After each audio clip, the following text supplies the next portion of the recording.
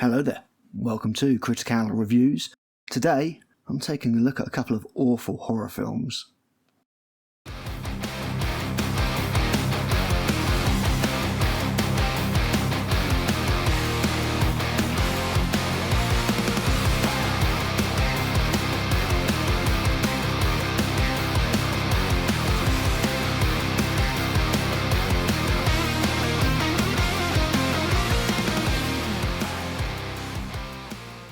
If these films are anything to go by, AI could well be poised to inflict more pain and misery on us than even our wildest, most dystopian nightmares.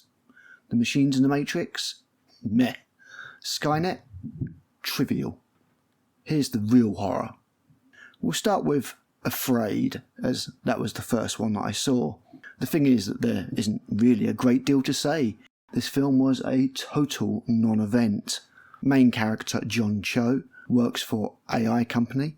His house and family are elected to have a trial of the new AI system, imaginatively called Aya, who I'm pretty sure are actually the sponsors of Tottenham Hotspur and may actually wish to launch legal proceedings against Blumhouse for the association. Aya ingratiates itself with the family, performing all sorts of tasks for them and being very intuitive. It proves very helpful until it doesn't. Goes a bit mad, kills a mean ex-boyfriend by AI driving him into a tree, and then tries to take over the world. You'll notice that I'm eschewing my usual non-spoiler policy here. Don't worry, you're not missing anything.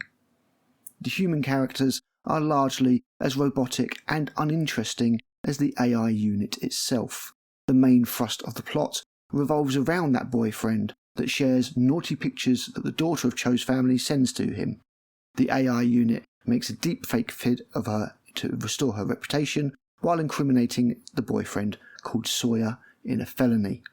You strongly get the feeling that this sexual exploitation angle is the real area that this film wishes to place its attention. Elsewhere, an opening sequence resolves later in the film, to no one's surprise or interest, and the AI diagnoses an illness in the smallest boy before trying to take over the family. It's dull as hell, with no interest in the script or directing or editing. Nothing about the film grabs your attention. It is a blank slate of nothingness.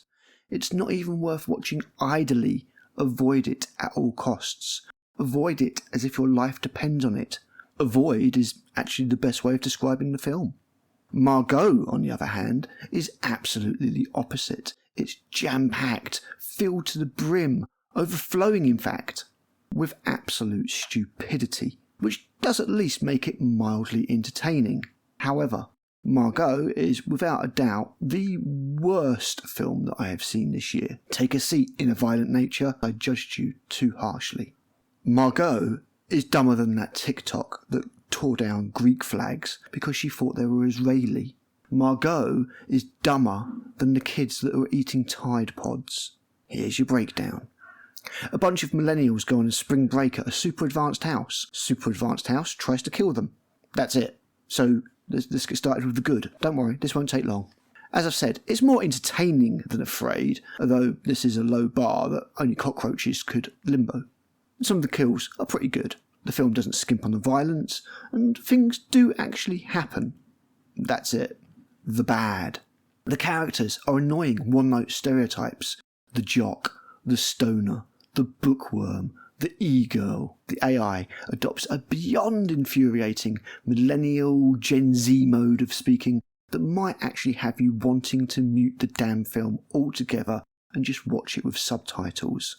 That would also spare you the new Cali whining of many of the protagonists, which would be a blessing, I assure you.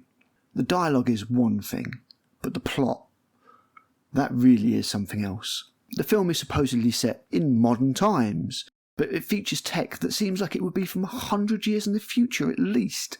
It tries to hand-wave it away with 3D printing, but it's absolutely ridiculous, not to mention the other tech that it tries to pretend exists.